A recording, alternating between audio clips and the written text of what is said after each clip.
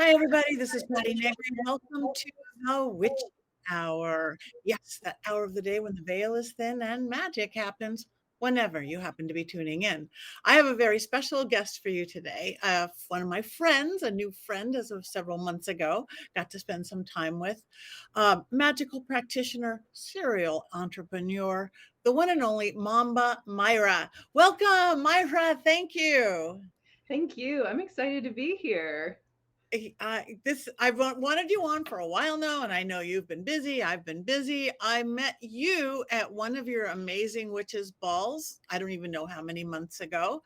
And I just fell in love with you and what you do and your shop, the Hearth Wisdom Store, which is just like monster size and amazing and beautiful. So, for everybody, tell everybody a little bit about you because your resume is so long. Yes, thank you so much. Yeah, I was so excited to have you at our Witches Ball event earlier this year. It was the Battle of the Gods ball that we did, focusing on the Greek pantheon. And it was this beautiful, like almost like carnival event with lots of entertainment, burlesque, stilt walkers and everything. And I absolutely adored having you at the event and at the shop the next day. So I'm so glad that we were able to get connected. And a little bit of background on me. My name is Mamba Myrah. As Patti said, I'm the owner of Hearth Wisdom Store. I also own the Witches Ball here in Texas. I also own the Betwixt Boutique, which is next door to my shop. It's a beautiful little clothing store. I also have several other businesses that I'm the owner of that are all spiritually aligned and connected with a mission for acceptance in our spaces. So to be authentically yourself, whether that is your spiritual path, whether that's in your body, whether that's in your expression of social engagement. That's what the witches balls bring to us.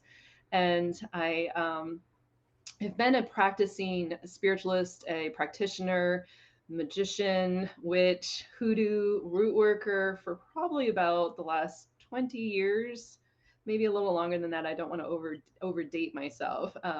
But we moved here to Texas and established these businesses about 12 years ago. And we've been here ever since and plan to be here for quite a while. It's amazing. And again, I've attended ritual that you've done, which was amazing. The ball, and you do several of those witches balls a year, right? All different themed and Yeah, yeah. So we started last year, 2022 was our first year. And so right after COVID, everyone was really kind of wanting to get together, and have these events and these gatherings with each other. And I saw some folks looking for opportunities to gather with like-minded, and so we started with the Hexes and Hearts ball last year, and then we did a midsummer night soiree, which was a fairy midsummer event outdoors, and then we did a thinning of the veil event in October of last year, and wrapped up 2022 with a Yuletide soiree, which was a Norse Viking theme. And then at the beginning of this year, we started off with the Battle of the Gods, which was Greek. So yes, we want every event to be different and unique, and it's an immersive experience. So there's decor and there's lighting and there's entertainment, and we're really big on making sure that there's inclusion. So we want to make sure that our cast of entertainers are diversified, that all of our attendees feel welcomed and accepted in that space exactly how they are. And so it's a way of bringing together just different interests and different connections into one space. And just this last weekend, we finished our last event, which was the Conclave of the Kraken. And this was a pirate, sea witch, mermaid theme. We had a pool party and pirate bands and drag burlesque, and it was a lot of fun. And so we're looking forward to our next event, which will be the Magic Masquerade, which we're partnering up with another event planning company here in the Dallas Fort Worth area called High Fantasy. And that's going to be more of that fantasy, like trolls and fairies and Dungeons and Dragons is welcome. A little bit of that labyrinth theme, with the beautiful gowns and costumes and whatnot. And that's going to be at the House of Blues in Dallas on the 26th of August. So that is we're very excited. Yeah, and you really did. It really was immersive. I was the Oracle of Delphi, which was fun while you were and everybody, but costumed out for both the attendees, and you had so many characters. And I remember the parade of the gods that you did. It's like, yeah, it It was was exciting. Yeah, it was we had a lot of really great immersive experiences there. We had you came in and did the gallery readings for Dionysus's Den and yes. Hades' Haven, which were two separate tents with different themes and feelings there. And it was and we had so many great feedback from that. So Yeah, and decor. I remember you had like truckloads of decor. I know we were like just you're like a prop company too, so that's pretty yeah, awesome. yeah. I love it because I've met a girl after my heart of like not stopping. So, so how did you get into this? Oh, I know you're ex-military as well, right? You're military, your husband's military, so you have this very one kind of background. How did you how did you get here? How did you get this hoodoo witchy magical place? Well, actually, our military service kind of contributed to that pretty significantly. Our first duty station was in Germany after we got done with like our initial schools and everything like that. And so we were stationed in Germany in the, I guess it would be the early 2000s. And we lived there for about 5 years. And while we were stationed in Germany, we got a chance to like travel all over the region. The military takes you to some really pretty incredible places, and it does expose you to a lot of like diversity and a lot of different cultures and whatnot. And while we were stationed over there, I really started kind of maybe questioning a little bit of what I thought my spiritual path was from what I was raised, being immersed in other areas where there isn't particularly any one dominant, spiritual faith, and you meet, Buddhists, and you meet, Muslims, and you meet, Druids and everything like that. I really had a chance to sit down and kind of think a little bit more about what I believed, when it came to my spiritual path work. And it was during that time I had a loss. There was a pretty significant moment in while we were in Germany, and I shared with you beforehand that I was willing to be very open and very transparent, and we had experienced a tragic loss while we were over there. And it was in that moment that I think I really kind of questioned, what does the idea of God or divinity or divine mean to me, and what kind of relationship do I want to have? And it was in that moment that, as I was kind of questioning, my spiritual belief, is when I believe I was approached by the goddess Diana, Artemis. And this is a energy that I've always been connected to, even as a child, and being very connected to moon cycles and moon phases and magic and fantasy and nature. And it just became a very natural, I guess, alignment for me, and really filled me with, I guess, healing and hope in a time that I was feeling very lost. And this is well before the internet, so there's no Googling, anything or whatnot. So this was before there was a chance to, get online and get information. And there's no TikTok or Google resources. And so a lot of my spiritual path was solitary in nature, because it wasn't easy to find people in the same belief patterns as I was. And so a lot of library visits, a lot of research kind of on my own, until we got back to the States. I didn't find a mentor until we came back, and we were stationed back here in the United States. Wow, that's amazing. Were you so you were with your husband already in the military? Yes, so we both met in the military.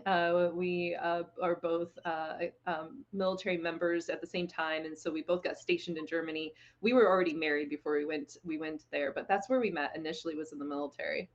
That's beautiful. Because again, the ritual that I did attend, you guys did together, and I'm like, wow. Yeah. I've never done ritual with my husband. He's supportive of everything, but that's pretty awesome.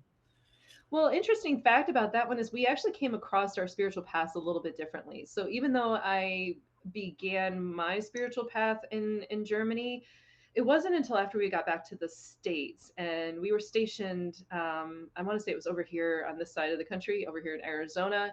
And he got deployed again. It was like his like third deployment. He stayed active duty after we got back to the States. I got out. We had by that time we had our first child, and it was very challenging being both combat arms. And this was after 9/11, so we were both being actively deployed to combat situations. And so we made the decision for one of us to get out, and I got out at that time. And it was during one of his redeployments that he came back, and we had to have this interesting conversation, about our beliefs, and it's.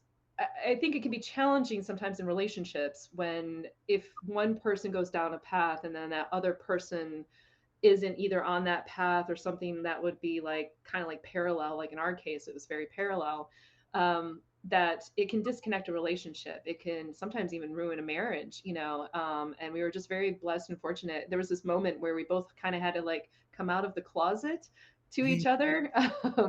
And after about 6 months of I was expressing my magic in a way, and he was expressing his magic in a way. My husband follows more of the Viking Norse non-asatru, or non what do you call that, I forget what the term of it is, non he follows a path of Norse, but it's not the path that is about your heritage or your ethnicity or anything like that. Non-folkish. I'm sorry, I was looking for that word.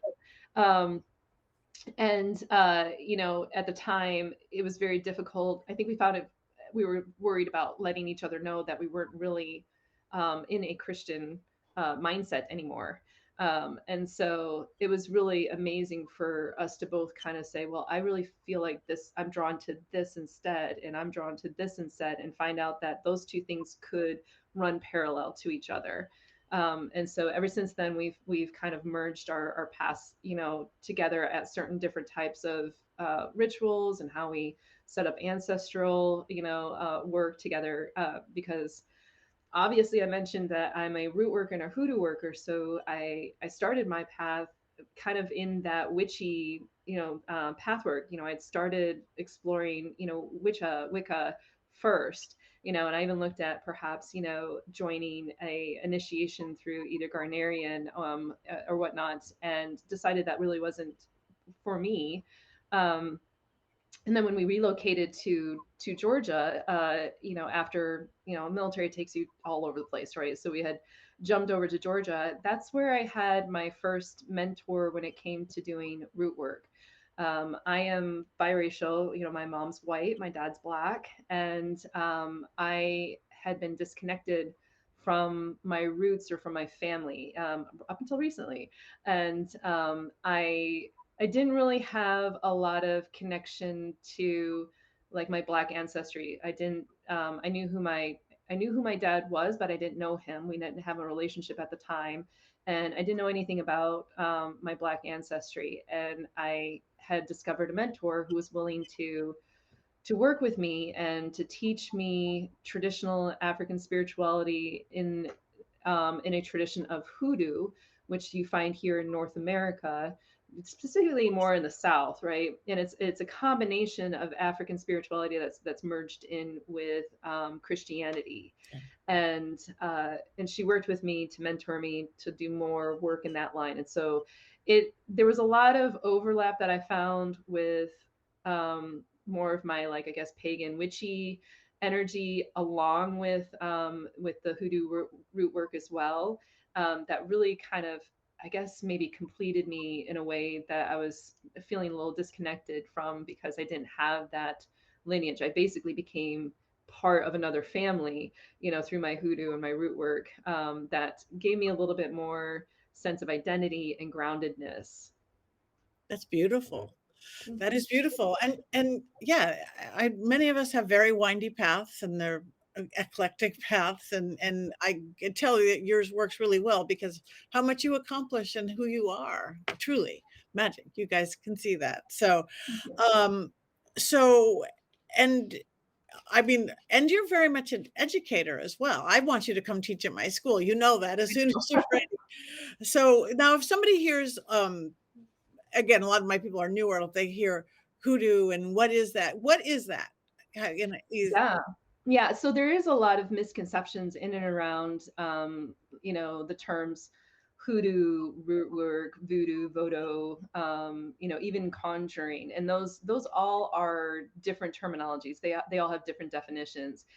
In fact, I teach a class at my shop. It's called Way of the Root at Hearth Wisdom Store, and we define these terms and how where they overlap and where they intersect. But more specifically, root work, you find root work throughout North America in different areas. You've got, Appalachian root work, you've got Southern root work, you have, you even have different styles of it in different regions, like whether you're in New Orleans versus in the Midwest or whatnot, based on kind of like locality and traditions and how it's intersected with local communities and indigenous communities.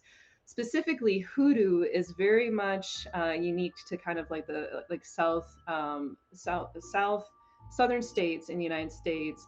And it's rooted in the fact that enslaved people had to hide their African and spirituality within the framework of Christianity, specifically Catholicism, because Catholicism has saints that are revered and are deployed in the same as with African spirituality.